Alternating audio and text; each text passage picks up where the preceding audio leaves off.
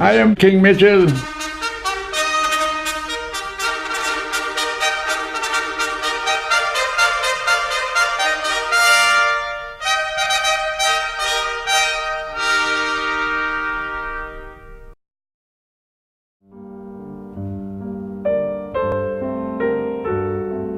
There was a time when boats were made of wood and men were made of steel, when drive, determination and desire was all a person had to take him or her to the next port of call in life.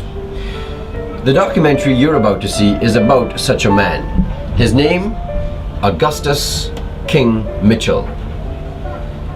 It is said that the name given to a child at its birth influences the destiny of that human being. That seems to be true in the case of this gentleman. Augustus, his parents named him. Augustus means venerable. Venerable, of course, means commanding great respect because of great age and the dignity that attends that great age. Augustus King Mitchell has indeed achieved that. He was born 100 years ago, and he's still alive. Venerable indeed. The name Augustus also means majestic. Isn't it ironic that many years after his parents named him that significant name Augustus, the community whom Augustus Mitchell served and the people whose lives he greatly influenced named him King, accorded him the sobriquet King, majestic, majesty. The name Augustus also means the increaser, or one who increases. And this, for me, has the most significance. Here is a man born in the early part of the 20th century, the very early part, when colonialism walked tall. He was born black in the height of colonialism on a dry little island called Union. Born in a wattle and daub construction, this man took himself from 0 to 100, literally. Today, he is a man of wealth, a man of significance, a man of success. There's something mystical about Augustus King Mitchell, something spiritual, something beyond the ordinary, which he himself admits. He says, I am King Mitchell. I am just King Mitchell. You understand me? But within me, I am more than King Mitchell. My name is Chester Connell. I invite you to look at this heritage documentary, this Caribbean biography about a man, Augustus King Mitchell.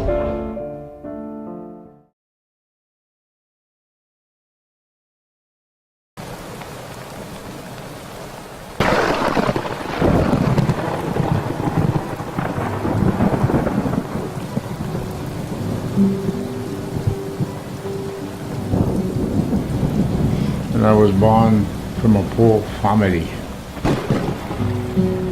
And from the time I was born and I realized what was poorness, I was going to school. And all along I was praying to God to help me, that I became better off than what my parents are.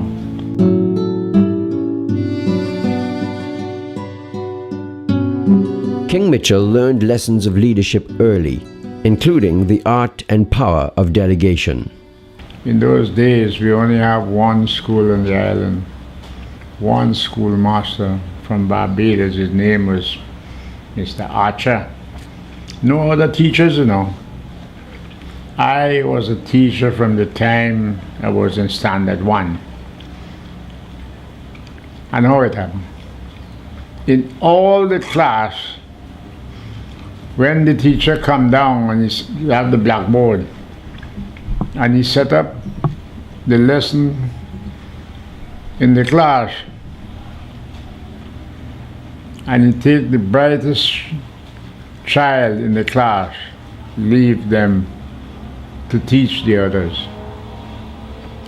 You go in the next class and you do the same thing. You go in the next class and you do the same thing until you reach up to 6th standard. So all the classes is going on full speed ahead teaching.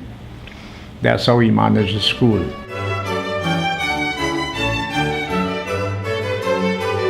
When I reached the age where I had to come out of school, nothing to do. All children, you come out and nothing to do.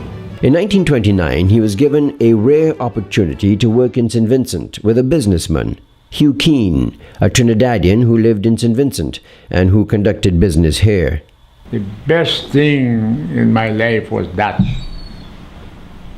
From poverty, when the man took me in St. Vincent, it was he and his wife living in a one-room house with a sofa like that. Took me in the house as his own. He took me in his house as his own brother or son or whatever. His wife take me up the same. We live together as one family. I and him running the shop. I didn't know nothing about shop. In those days was penny and cent and cent and cent. And I in the shop with him. I learned everything. And I learned business from that time to now. In 1930, Augustus Mitchell headed for the Dutch island of Curaçao, where his father worked as a laborer. Peter Mitchell advised his son in St. Vincent, acquiring his passport for the first time, to identify himself on the passport as a cook and not as a laborer, as was the habit of most Vincentians immigrating for work at the time. 2 days before I arrived in Curaçao, there was a Bajan fella called Gibbs, had a job in the staff kitchen department. Good job. Something happened and they had to fire him 2 days before I reached. So when I reached there, that space was vacant. You know, you understand me? So when my father took me in the office, the subject come up. But we want somebody for that department.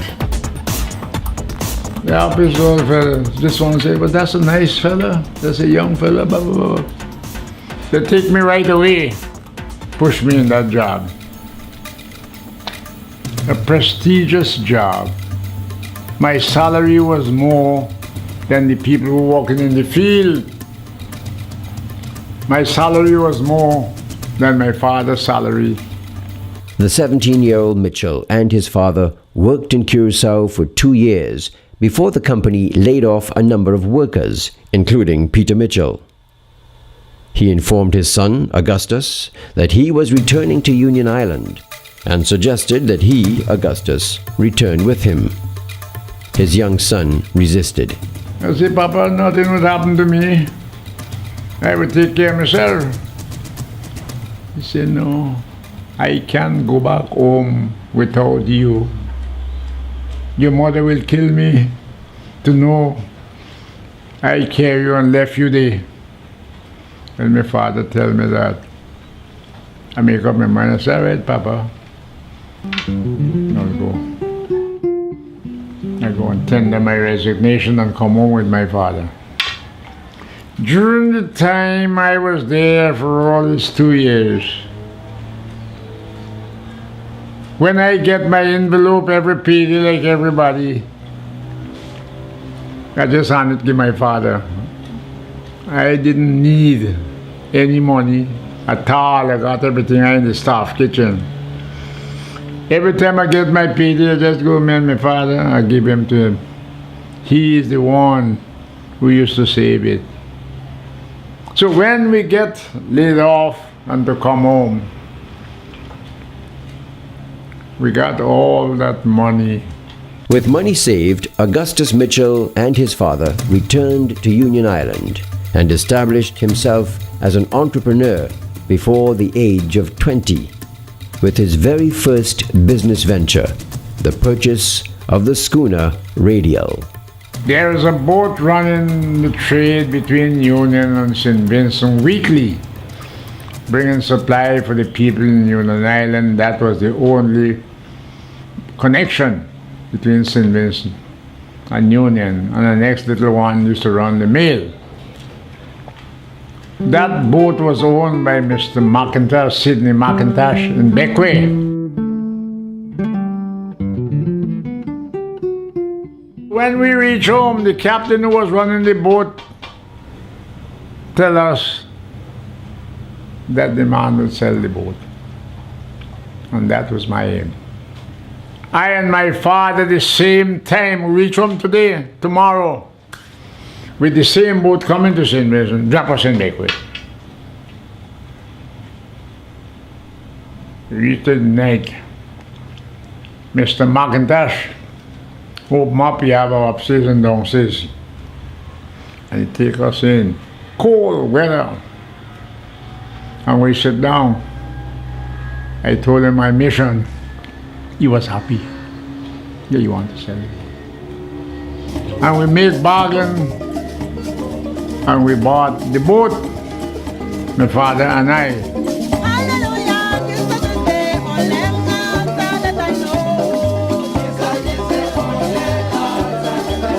Nolly Simmons was born in Beckway and has lived there most of his life. A local historian with a wide knowledge of the history of the Grenadines, he is also the curator of a small maritime museum which he owns. His knowledge of the maritime and general history of the Grenadines is extensive. In an interview for this documentary, he points out that the radial would have been known to King Mitchell for an important reason. He had known Radial because Radial used to run the mail from through the Grenadines. So what he really was behind is getting the mail service. So he bought Radial, assuring that he would have the service. He had good foresight, man. He was really there with Union on every move. He must have seen the earlier trails of the Mullerines, who were the ones in Union in those days who were building ships. So he just wanted to step up there like that. James Mullerine was one of the wealthiest people in St. Vincent. He was a Jewish money lender, him and John Max. In the early 20th century, when Augustus Mitchell was born, most of the population on Union Island had to eke out a living from the land, and those who were very successful took to the sea and to shipping. They were shipbuilding and fishermen. So a lot of the men that went to Aruba and coming back, saving the money and coming back, build ships. And in Beckway, some of them bought estates. Having bought the Radial from Sidney McIntosh, Augustus Mitchell and his father sailed on to Union. Well, we're rich now, because nobody have nothing in Union Island. We got this boat down the street, and my father was a seaman. I come out in Curacao young.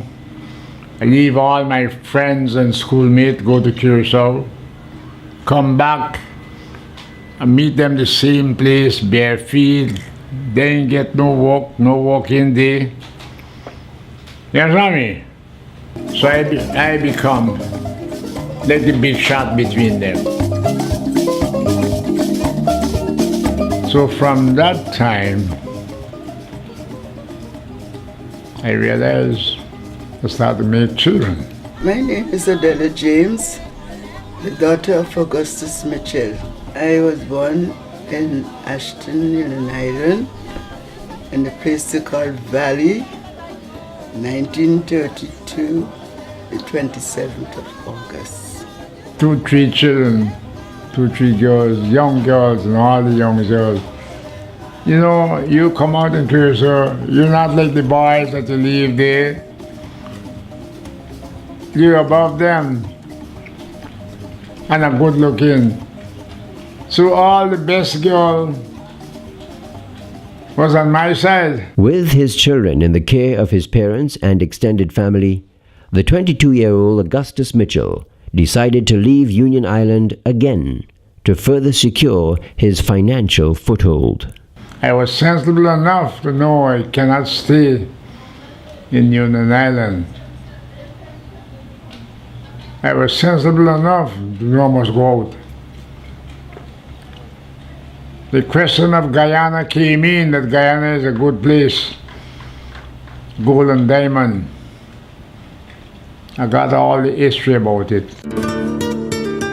And it's a history that started with the legend of El Dorado, the Golden One.